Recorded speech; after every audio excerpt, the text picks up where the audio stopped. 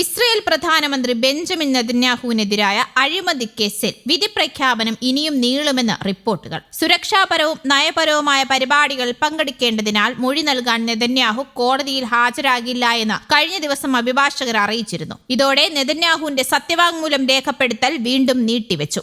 ഇന്നലെ രാവിലെയായിരുന്നു നെതന്യാഹുവിന്റെ വാദം കേൾക്കാൻ കോടതി സമയം നിശ്ചയിച്ചിരുന്നത്. കഴിഞ്ഞ മാസം 28-നാണ് അഴിമതി കേസുമായി ബന്ധപ്പെട്ട് നെതന്യാഹു അവസാനമായി കോടതിയിൽ ഹാജരായത്. ഇറാൻ യുദ്ധം പരിഗണിച്ചുകൊണ്ട് കേസ് 2 മാസത്തേക്ക് നീട്ടിവെക്കണമെന്ന് അന്ന് നെതന്യാഹു ആവശ്യപ്പെടുകയായിരുന്നു. ഫെബ്രുവരി 28-ന് ആക്രമിച്ച യുദ്ധത്തിന്റെ തുടക്കത്തിൽ തന്നെ ഇറാന്റെ പരമോന്നത നേതാവടക്കം നിരവധി പ്രമുഖ നേതാക്കളെ ഇസ്രയേൽ കൊലപ്പെടുത്തിയിരുന്നു. ഇറാൻ യുദ്ധം ആരംഭിച്ചതിനു ശേഷം നെതന്യാഹു ഇതുവരെയും കോടതിയിൽ ഹാജരായിട്ടില്ല എന്നും കോടതിയുടെ സെക്ഷനുകളെല്ലാം അദ്ദേഹത്തിനായി മാറ്റിവെക്കുകയായിരുന്നുവെന്നും വിവിധ ഇസ്രയേലി മാധ്യമങ്ങൾ റിപ്പോർട്ട് ചെയ്തു. ഇതിനോടകം വാദം കേൾക്കലിന്റെ 80 ദിവസങ്ങൾ പിന്നിട്ട നെതന്യാഹുവിന് സാക്ഷ്യം നൽകുന്നതിനായി 10 ദിവസങ്ങൾ കൂടിയാണ് ബാക്കിയുള്ളത്. പലസ്തീൻ വംശഹത്യക്ക് പിന്നാലെ നെതന്യാഹുവിനെതിരെ ഇസ്രയേൽ കോടതികളിലുള്ള അഴിമതി കേസുകളിൽ നിയമ നടപടികൾ പുനരാരംഭിക്കുമെന്ന റിപ്പോർട്ടുകൾ ഉണ്ടായിരുന്നു. അഴിമതി, തട്ടിപ്പ്, വിശ്വാസവഞ്ചന ഉൾപ്പെടെയുള്ള നിരവധി കേസുകളാണ് നെതന്യാഹു നേരിടുന്നത്.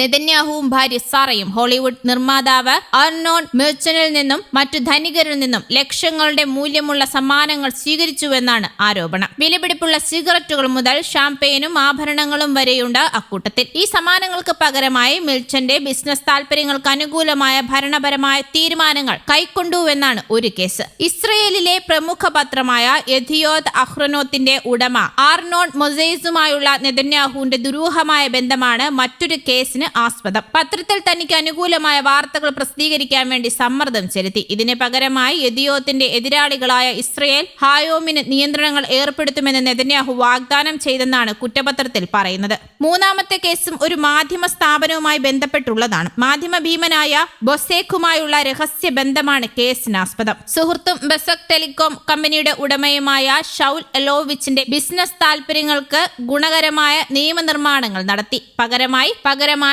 ബൊസേക്കിന് കീഴിലുള്ള ഹീബ്രു മാധ്യമം വല്ല വെബ്സൈറ്റിൽ തനിക്ക് അനുകൂലമായ വാർത്തകൾ പ്രസിദ്ധീകരിക്കാൻ ശ്രമിച്ചുവെന്നും കേസിൽ ചൂണ്ടിക്കാട്ടുന്നു. എല്ലാ ആരോപണങ്ങളും നെതന്യാഹു സമ്പൂർണ്ണമായി തള്ളിക്കളഞ്ഞിട്ടുണ്ട് എന്നതാണ് മറ്റൊരു കാര്യം. അതേസമയം പലതവണ കേസ് നടപടികളുടെ ഭാഗമായി കോടതിയിൽ ഹാജരാകേണ്ടി വന്നിട്ടുമുണ്ട് നെതന്യാഹുവിന്. ഇതിന് പിന്നാലെ തന്നെ കുറ്റവിമുക്തമാക്കണമെന്നാവശ്യപ്പെട്ട് നെതന്യാഹു ക്ഷമാപണം നടത്തുകയും ചെയ്തിരുന്നു. അഴിമതി കേസുകളിൽ മാപ്പ് നൽകണമെന്നും കുറ്റവിമുക്തനാക്കണമെന്നും ആവശ്യപ്പെട്ടുകൊണ്ട് ഇസ്രയേൽ പ്രസിഡന്റിന് കഴിഞ്ഞ വർഷം ഡിസംബറിൽ നെതന്യാഹു കത്തയച്ചിരുന്നു. തനിക്കെതിരെ ദീർഘകാലമായി നിലനിൽക്കുന്ന അഴിമതി ആരോപണം രാജ്യത്തെ ശിഥിലമാക്കുമെന്നും കേസുകളിൽ കുറ്റവിമുക്തനാക്കണമെന്ന ആവശ്യവുമായി പ്രസിഡന്റിന് മുന്നിൽ ക്ഷമാപണം സമർപ്പിച്ചതായും നെതന്യാഹു തന്നെയാണ് വെളിപ്പെടുത്തിയതും. ഇതിനു പുറമെ ഗാസയിലെ യുദ്ധക്കുറ്റങ്ങളുടെ പേരിൽ 2024 മുതൽ അന്താരാഷ്ട്ര ക്രിമിനൽ കോടതിയും നെതന്യാഹുവിനെതിരെ നടപടികൾ ആവശ്യപ്പെട്ടിട്ടുണ്ട്. ഒക്ടോബറിൽ ഇസ്രയേൽ തിരഞ്ഞെടുപ്പ് നടക്കാനിരിക്കെ നിലവിലെ സർവേകൾ നെതന്യാഹുവിന്റെ വലതുപക്ഷ സഖ്യത്തിന് തിരിച്ചടിയുണ്ടാകുമെന്നാണ് പ്രവചിക്കുന്നത്. 2023 ഒക്ടോബറിലെ പലസ്തീനെതിരായ ആക്രമണവും അഴിമതി ആരോപണങ്ങളും അദ്ദേഹത്തിന്റെ ജനപ്രീതിയെ കാര്യമായി തന്നെ ബാധിച്ചിട്ടുണ്ട്.